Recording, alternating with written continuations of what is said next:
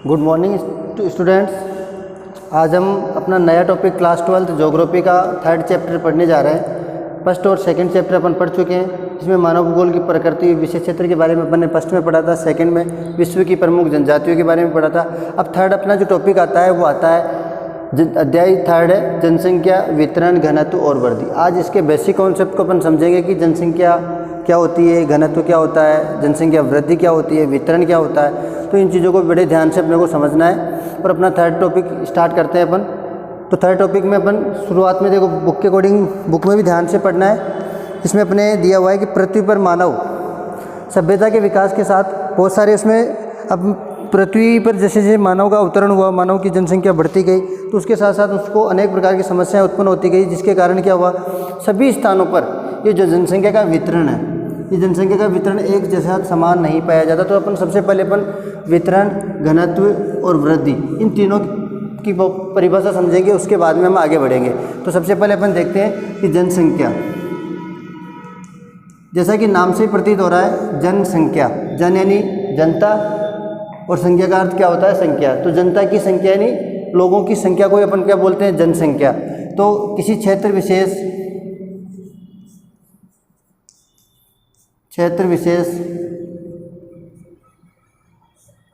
में निवास करने वाले लोगों की संख्या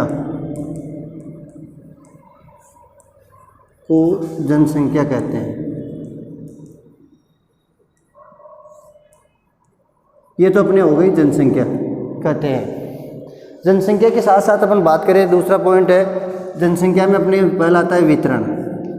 वितरण शब्द का जो अर्थ होता है वो होता है फैलाव। अब इसकी भी परिभाषा देख लेते हैं। किसी क्षेत्र विशेष में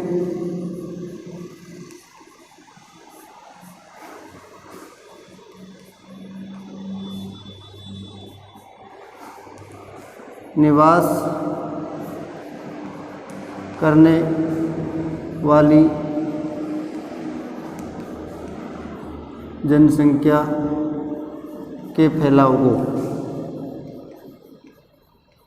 वितरण कहा जाता है। तो ये अपने सबसे पहले तो अपन जनसंख्या की बात करें कि किसी क्षेत्र विशेष में जो लोग निवास करते हैं, तो उनकी जब अपन काउंटिंग करते हैं तो अपने पता चलता है कि ये इस क्षेत्र में इतने व्यक्ति निवास करते हैं, तो वो लोगों की संख्या की काउंटिंग ही जनसंख्या कहलाती है। अब उनका वितरण से हमारा अभिप्राय होता है जनसंख्या की जो बसावट है। कुछ व्यक्ति, जैसे अपन किसी गांव विशेष को लेकर चले या किसी ढाणियों में अपने व्यक्ति यहाँ निवास करते हैं, या किसी बड़े क्षेत्र पर वितरण के बारे में अगर बात करें, जैसे अपन बड़े क्षेत्र की अगर बात करें, संपूर्ण विश्व के स्तर पर अगर बात करें, तो जैसे अपन बात करें, ये विश्व का मानचित्र है। इस विश्व के मानचित्र में अपन बात करें, ये भूमध्य रेखा है। इस भूमध्य रेखा के उत्तर में स्थल भाग की अधिकता, स्थल भाग की अधिकता है, स्थल भाग ज़्यादा है, जबकि दक्षिण, ये उत्तरी गोलार्ध है,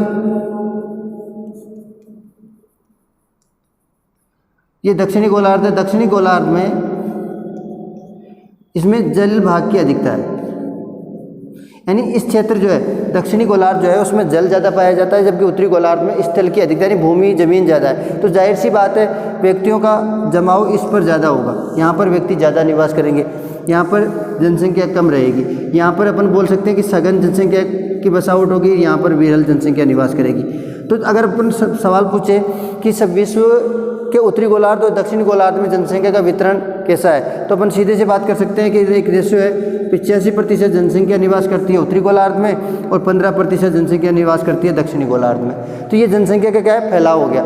ये तो बड़े स्तर की अपन बात कर रहे हैं, जैसे अपन संपूर्ण विश्व के स्तर पर बात कर रहे हैं। इसके साथ साथ यदि अपन देखें किसी क्षेत्र विशेष में, तो क्षेत्र में इस वितरण के आधार पर ही वहाँ की डेंसिटी, जो जनसंख्या घनत्व है, वो निर्धारित होता है। ये कोई क्षेत्र है, अब इस क्षेत्र की जो टोटल जो जैसे अपन बात करें 5 किलोमीटर, हालांकि इसमें अपन सीधे किलोमीटर लिख रहे हैं, किलोमीटर स्क्वायर वर्ग किलोमीटर में देखा जाता है इसको। इस 5 किलोमीटर में 5000 व्यक्ति निवास करते हैं। अब 5000 जो व्यक्ति निवास करते हैं इस प्रकार से है, ये इसकी बसावट हो गई है तो 5 किलोमीटर, या भी अपन सीधे सीधे बात करें, प्रति वर्ग किलोमीटर में कितने व्यक्ति हो गए? 1000 व्यक्ति प्रति वर्ग किलोमीटर, ये यहाँ की बसावट हो गई। सेम दूसरा क्षेत्र है, वही 5 किलोमीटर स्क्वायर किलोमीटर है। तो इस 5 किलोमीटर में यहाँ पर अपन बात करें कि यहाँ पर 2000 व्यक्ति निवास करते हैं। तो यहाँ पर 1 वर्ग किलोमीटर में कितने व्यक्ति निवास कर रहे हैं? 1000। तो यहाँ की, अब इसका क्षेत्र का अगर देखेंगे, क्षेत्र दोनों बराबर है, तो यहाँ पर, यहाँ की अपेक्षा यहाँ पर तो क्या है, प्रति वर्ग किलोमीटर 1000 व्यक्ति है, तो यहाँ पर प्रति वर्ग किलोमीटर कितने होंगे? 5 है तो 2000 का 400 व्यक्ति प्रति वर्ग किलोमीटर। तो ये दोनों क्षेत्रों में जो असमान वितरण पाया जाता है यहाँ पर। अब इसमें कई बार अपन देखते हैं कि जनसंख्या का वितरण ऐसे क्यों पाया जाता है, किसी क्षेत्र में ज़्यादा तो किसी क्षेत्र में कम जनसंख्या का वितरण क्यों होता है? तो इसका कहीं ना कहीं कारण होता है कि लोगों को इस क्षेत्र में कहीं ना कहीं रोजगार की प्राप्ति है। इस क्षेत्र में रोजगार कम होने के कारण व्यक्ति कम निवास करते हैं। इनके पास परंपरागत रोजगार है, यहाँ पर हो सकता है कुछ ऐसे उद्योग स्थापित कर दिए गए हो जिसकी वजह से लोग यहाँ आकर नौकरी करने लगे हो। तो ऐसे बहुत सारे ऐसे कारण होते हैं। साथ ही साथ अपन दूसरा कारण अभी अपन पढ़ेंगे, वितरण घनत्व को प्रभावित कौन कौन से कार्य करते हैं। तो यहाँ पर अपन बात करें, जैसे जल की अधिकता हो, मैदान हो, जल और मैदान होगा तो लोगों को यहाँ पर कृषि के लिए पर्याप्त, तो यहाँ पर जनसंख्या का जमाव ज़्यादा होगा। ये क्षेत्र हो सकता है पर्वतीय हो, पहाड़ी क्षेत्र हो, पर्वतीय क्षेत्र हो, तो यहाँ पर लोगों के पास रोजगार के साधन नहीं हो सकते। तो रोजगार के साधन जब इनके पास नहीं होंगे तो इस क्षेत्र से व्यक्ति दूसरे क्षेत्रों में पलायन करते हैं। तो ये बहुत सारे ऐसे कारण होते हैं जिसकी वजह से जनसंख्या का फैलाव क्या होता है, प्रभावित होता है। तो जनसंख्या धीरे धीरे जैसे जैसे जनसंख्या बढ़ती जा रही है वैसे वैसे जनसंख्या का वितरण भी क्या होता जा रहा है, वो भी परिवर्तित होता जा रहा है। तो जनसंख्या का वितरण कहीं ना कहीं किसी न किसी प्रकार से जनसंख्या पर निर्भर करता है, जनसंख्या यानी लोगों की संख्या पर निर्भर करता है।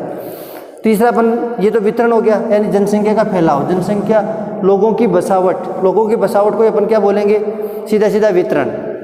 इस जैसे अपन इस रूम में बैठे हैं, इस रूम में सेम ये रूम और बराबर वाला रूम, दोनों रूम बराबर है, इसमें 5 व्यक्ति बैठे और उसमें 20 व्यक्ति बैठे, तो उसका कहीं ना कहीं कारण होता है। कोई ना कोई बिना रीजन के कोई व्यक्ति हो सकता है, अगर रीजन नहीं होता तो वहाँ पर 20 की जगह यहाँ पे 20 और 5 25 को एक साथ बिठा देते, तो हो सकता है वहाँ पर क्लास अलग है, यहाँ पर क्लास अलग है। तो उसके कारण क्या होता है, दोनों क्लासों में अब तो रीजन तो हुआ, तो यहाँ पर जनसंख्या के वितरण के पीछे भी कोई ना कोई ऐसी वजह होती है, हो सकता है।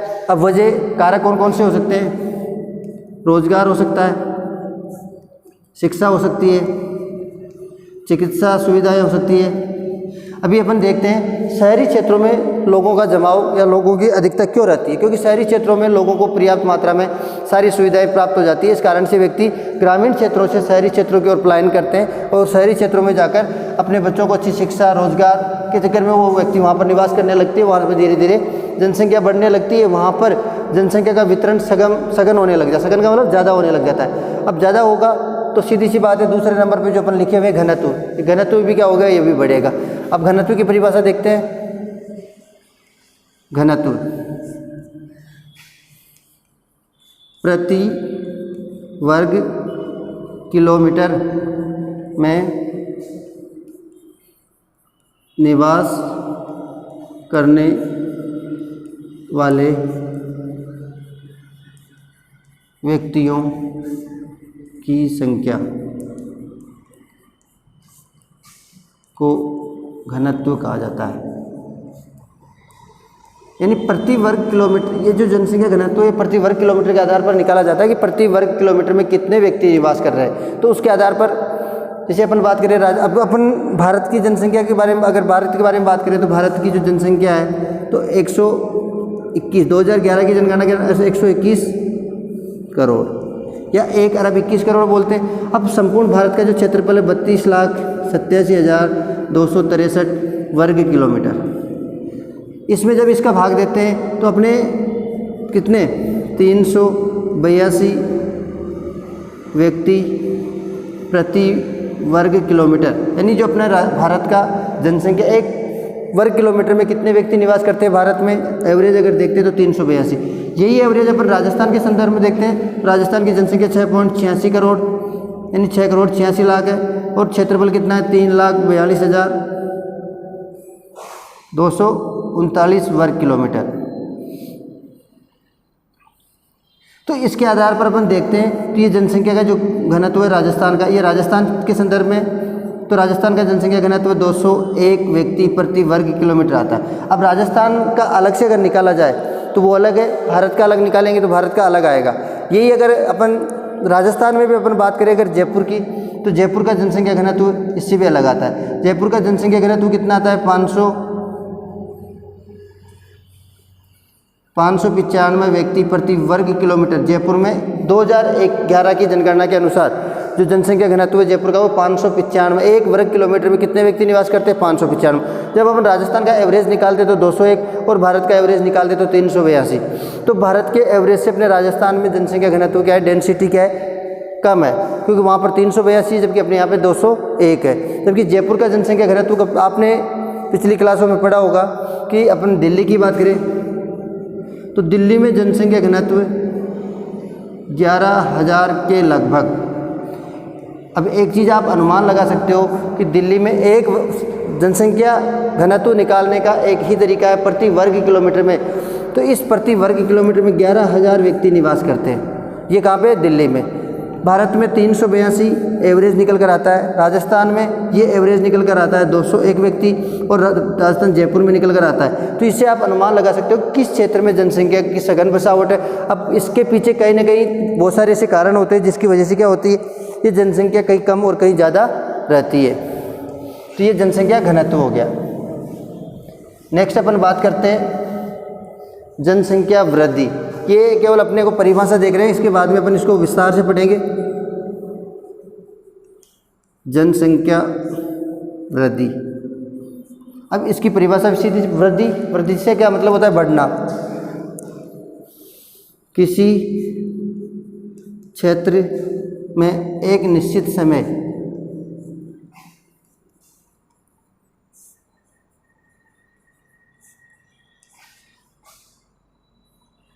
समय में लोगों की संख्या में होने वाला परिवर्तन जनसंख्या वृद्धि कहलाता है। अब एक चीज़ बताओ, मैंने इसमें एक चीज़ ध्यान से पढ़ोगे दोबारा इसको, कि किसी क्षेत्र में एक निश्चित समय में लोगों की संख्या में होने वाला परिवर्तन। मैंने इसमें नहीं लिखा कि लोगों की संख्या में होने वाली वृद्धि को जनसंख्या वृद्धि कहेंगे, लोगों की संख्या में होने वाला परिवर्तन। अब ये जो परिवर्तन है, ये जनसंख्या जो वृद्धि है, परिवर्तन इसलिए लिखा है, जनसंख्या वृद्धि लिखते हैं तो केवल बढ़ना होता है, जनसंख्या परिवर्तन का अर्थ होता है ये जो होती है धनात्मक और ऋणात्मक दोनों प्रकार से हो सकती है, उसको अपन वृद्धि बोलेंगे। यानी अगर लोगों की संख्या कम हो गई तो उसका मतलब ऋणात्मक वृद्धि, लोगों की संख्या बढ़ गई तो उसका मतलब धनात्मक प्लस और माइनस।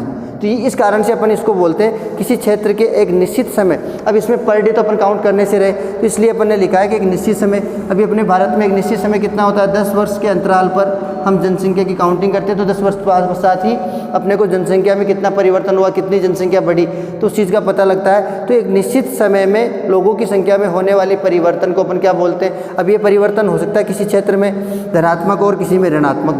ऋणात्मक तो कब होगा? जैसे ऋणात्मक वाली स्थिति की बात करें तो ये केवल 1921 वाले जो दशक था, यानी 1911 से 21 वाला जो दशक था, इसमें ऋणात्मक वृद्धि हुई थी। यानी लोगों की जो जनसंख्या, जैसे अपन बात करें अपन भारत की जनसंख्या कितनी है? 121 करोड़, और जब 2021 के अंदर जब जनगणना हो तब पता चले 120 करोड़ जनसंख्या, तो ये क्या हो गई? कमी हो गई। इसका मतलब जितनी ज़्यादा मात्रा में जनसंख्या अपनी वृद्धि, हालांकि ऐसा संभव नहीं है, लेकिन जितनी ज़्यादा मात्रा में जनसंख्या बढ़ रही है प्रति दशक, जितनी जनसंख्या वृद्धि दर है, उस वृद्धि दर से भी ज़्यादा व्यक्तियों की क्या हो गई? डेथ हो गई, जिसके कारण ये जनसंख्या ऋणात्मक में चली जाती है। तो ये 3 ऐसे शब्द है, 3 ऐसे वर्ड है जिसमें जनसंख्या वितरण, घनत्व और वृद्धि, वितरण, घनत्व और वृद्धि को, अब इसको बड़े ध्यान से समझने का प्रयास करना है, ध्यान से समझना है।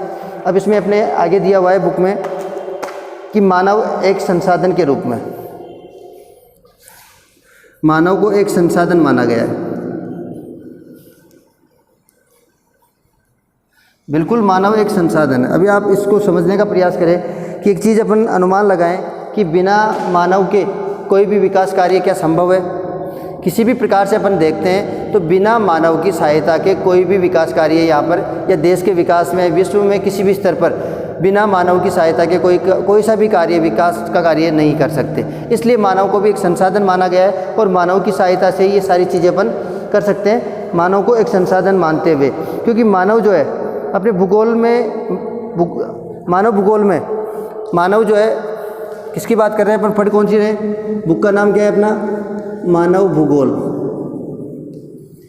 तो सीधी सी बात है, मानव भूगोल में जो मेन केंद्र है वो कौन है, मानव। तो मानव भूगोल में मानव को मुख्य केंद्र माना गया है। और इसी को ध्यान में रखते हुए अगर बात करें तो मानव भूगोल के अध्ययन में मानव का केंद्रीय स्थान है, क्योंकि मानव ही अपने प्राकृतिक और सांस्कृतिक वातावरण, मानव द्वारा प्राकृतिक और सांस्कृतिक वातावरण का क्या किया जाता है, उपयोग किया जाता है। प्राकृतिक व सांस्कृतिक वातावरण का उपयोग किया जाता है, का उपयोग कौन करता है, मानव करता है। इसमें किसी भी प्रकार का परिवर्तन होता है वो किसके कारण होता है, सांस्कृतिक वो वातावरण का उपयोग मानव ही करता है।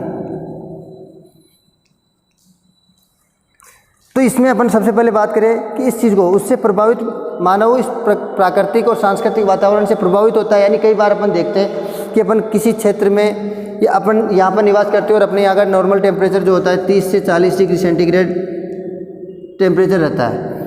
तो इस वातावरण के अनुसार अपन ढल जाते हैं। अपन यहाँ से उठ करके सीधे जम्मू कश्मीर में पहुँच जाते हैं, जहाँ पर 0 से 5 डिग्री, 10 डिग्री, 15 डिग्री, 0 से 15 डिग्री टेम्परेचर रहता है। अब यहाँ से अपन वहाँ चले गए तो वहाँ हम प्रयास करते हैं, तो कुछ समय के लिए हम प्रयास कर सकते हैं, लेकिन प्रकृति को परिवर्तित नहीं कर सकते। तो अपने को क्या करना पड़ेगा, इसके अनुरूप ही ढलना पड़ेगा वहाँ पर। यहाँ पर अपन गर्मी होती है तो हल्के कपड़े पहन कर चलते हैं, वहाँ पर भारी कपड़े यानी ऊनी वस्त्र पहनने की आवश्यकता है। तो अपन ने क्या किया, वहाँ के क्लाइमेट, वहाँ के टेम्परेचर के अकॉर्डिंग क्या किया, अपने आप को ढाल लिया। तो इससे मानव भी क्या होता है, प्रभावित होता है। व्यक्ति प्रभावित होता है, साथ ही साथ मानव भी इससे प्रभावित होता है।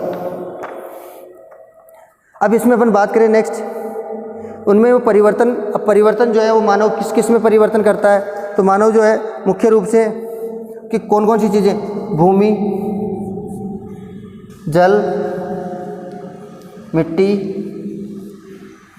खनिज पदार्थ,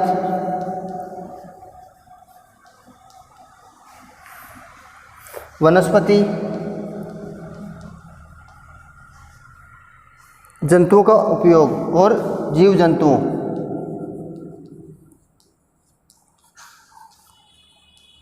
इन सभी चीज़ों का उपयोग कौन करता है, मानव करता है। तो मानव किसी न किसी रूप में क्या होता है, इनसे जुड़ा रहता है और इनके माध्यम से ही मानव का अपना जीवन यापन, मानव अपना जीवन जीता है। तो भूमि, जल, मिट्टी, खनिज पदार्थ, वनस्पति, जीव जंतु कि इनसे किसी न किसी रूप में वो क्या होता है, जुड़ा होता है और मनुष्य इन सब का उपयोग भी करता है। मानवीय उत्पादन, कृषि, पशुपालन, निर्माण, उद्योग, व्यापार और परिवहन आदि आर्थिक क्रियाएँ। अब मानव के द्वारा की जाने वाली आर्थिक क्रियाओं की अगर बात की जाए तो उत्पादन, व्यापार, कृषि, उद्योग,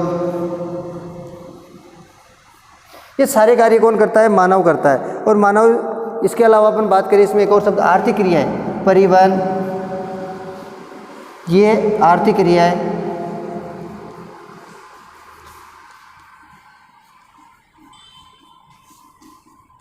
मानव द्वारा की जाती है। ये सारी की सारी जो आर्थिक क्रियाएं हैं वो किसके द्वारा की जाती है, मानव के द्वारा की जाती है। अब इसमें अपन बात करें कि मानव जो है सामाजिक संगठन, राजनीतिक, सांस्कृतिक दृष्टि से अनेक प्रकार से वो अपना विकास करने का प्रयास करता है और प्राकृतिक संसाधनों का उपयोग करके वो क्या करता है, प्राकृतिक संसाधनों का उपयोग करके वो अपना खुद का विकास करने का प्रयास करता है। प्राकृतिक संसाधन से क्या होता है, प्राकृतिक संसाधनों से ही वो अपनी संस्कृति का निर्माण करता है। और इसलिए भूगोलवेताओं ने पृथ्वी पर मानव का अध्ययन सबसे महत्वपूर्ण माना है और इसलिए मानव को एक संसाधन के रूप में देखा जाता है। यानी मानव के बिना कोई भी कार्य संभव नहीं है। अब अपन इसमें नेक्स्ट अपन बात करेंगे कि जनसंख्या का वितरण और घनत्व दोनों को अपन पढ़ेंगे। तो उसको, ये बेसिक है तो इसको आप बड़े ध्यान से एक बार समझने का प्रयास करना, जनसंख्या वितरण, घनत्व और वृद्धि। और इसको पढ़ने के बाद में अपन कल स्टार्ट करेंगे अपना जनसंख्या वितरण और घनत्व दोनों को, क्योंकि वितरण और घनत्व दोनों एक शब्द, ये जो वितरण और घनत्व दोनों एक दूसरे से जुड़े हुए शब्द है। वृद्धि हालांकि बाद में अपन देखेंगे, लेकिन जनसंख्या वितरण और घनत्व किस प्रकार से मानव को प्रभावित करता है और मानव यहाँ पर किस प्रकार से निवास करता है। तो मानव को एक संसाधन के रूप में क्यों माना जाता है? क्योंकि मानव के द्वारा ही समस्त क्रियाएं, समस्त आर्थिक क्रियाओं का संचालन कौन करता है? मानव ही करता है। इसलिए मानव को क्या माना गया है? एक संसाधन के रूप में भी माना जाता है। तो ये अपना चैप्टर की शुरुआत है, 3rd नंबर चैप्टर है, जनसंख्या, वितरण, घनत्व और वृद्धि। नेक्स्ट अपन इसके बाद में अपना वितरण और घनत्व वाला जो पार्ट है वो स्टार्ट करेंगे। धन्यवाद।